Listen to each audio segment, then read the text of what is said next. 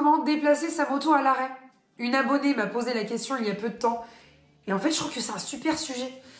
Alors, j'y ai pensé, je crois, à une époque. Et puis, ouais, tu sais, tu passes à autre chose et tu dis ouais. Et en fait, si, c'est bien. Donc, on va faire cette vidéo aujourd'hui. T'as pas confiance en toi? T'es trop petit ou petite? La moto est trop lourde? Trop haute? Toutes ces phrases, on s'en est déjà bien dit au moins une. Parfois, on a peur de bouger sa moto. La mettre par terre, ça la fout mal quand même. Clairement, lorsque l'on a ce genre de soucis, il n'y a qu'une seule solution. Manipuler la moto le plus souvent possible. Je vais pas vous dire tous les jours parce que vous le feriez pas tous les jours. Mais franchement, plus tu déplaces ta moto, plus t'as confiance en toi. Et plus c'est facile à faire. Moi aujourd'hui, je me rappelle de mes débuts quand j'étais en mécanique moto et que je déplaçais une moto. Mais à chaque fois que j'allais prendre une moto, j'avais peur. Mais pas la prendre pour rouler avec, juste pour la pousser. Et en fait aujourd'hui, je me pose même pas la question. Donc voilà quoi. Tout est une question de temps. Donc aujourd'hui, je vais vous donner différents conseils qui peuvent s'appliquer à toutes les motos.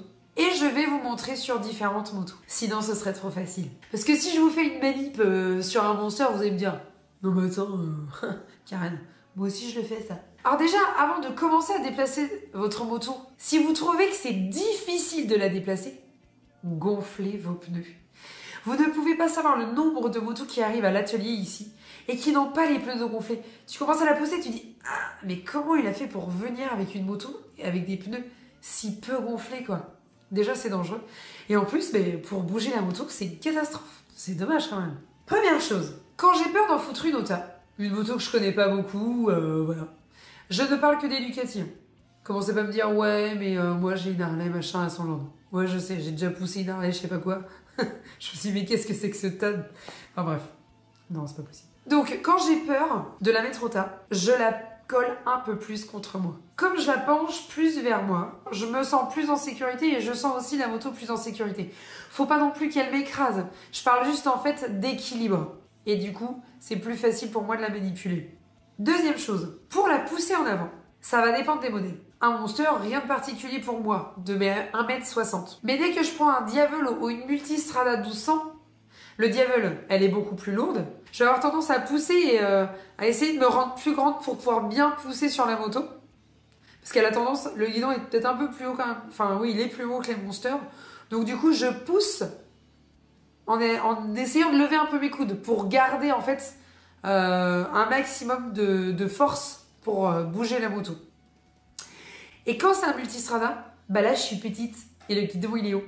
Donc là du coup je vais vraiment me mettre plutôt en dessous le guidon pour pouvoir bien le bouger, que ce ne soit pas difficile pour moi. Puis pareil, je la garde un peu contre moi. Comme ça elle ne m'échappe pas en fait, la moto. Et c'est vrai que comme c'est des guidons qui sont larges, assez longs, j'ai tendance à prendre le guidon vers l'extérieur pour avoir justement plus de force de manipulation. Troisième point, alors vous allez me dire, le plus difficile c'est la marche arrière. Oui et non, parce que quand on veut la déplacer en arrière, on a tendance à se crisper sur le guidon. Mais en fait, le guidon, il va pas tomber tout seul. Une main sur le guidon et une main sur la selle. Et là, c'est du bonheur. En plus, je trouve que les selles, elles sont bien conçues pour pouvoir pousser dessus et reculer les motos à l'arrêt. Le guidon, lui, il est toujours là, il n'a pas bougé. Et en le tenant d'une seule main, c'est encore plus facile de tourner. Je vous montre ici comment la moto est contre moi. Voilà, c'est une question d'équilibre. Elle ne m'écrase pas, mais elle est bien contre moi.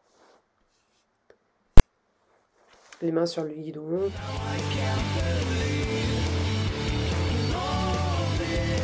Je recule. Une main sur la selle, l'autre sur le guidon pour diriger la moto et mon regard là où je souhaite me diriger.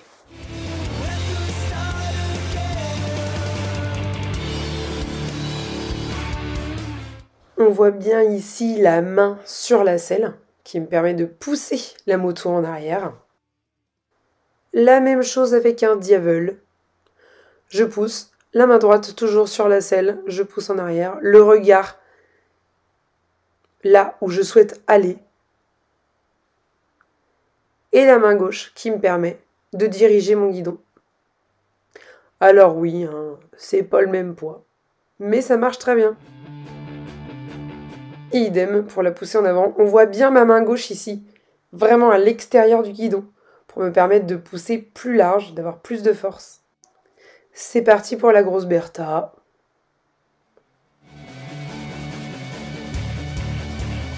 est la plus haute.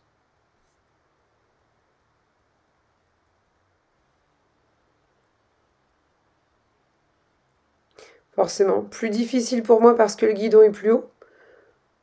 Mais pareil, on va moins vite, mais on est sûr de soi, la moto un peu sur soi. La main sur la selle pour pousser, le regard là où je souhaite aller, et je dirige le guidon avec ma main gauche. Et le tour est joué.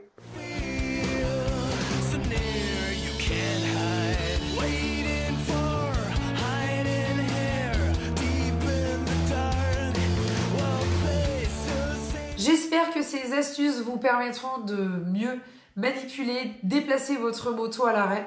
Vraiment, c'est une question de répétition. Plus vous allez le faire, plus ce sera facile.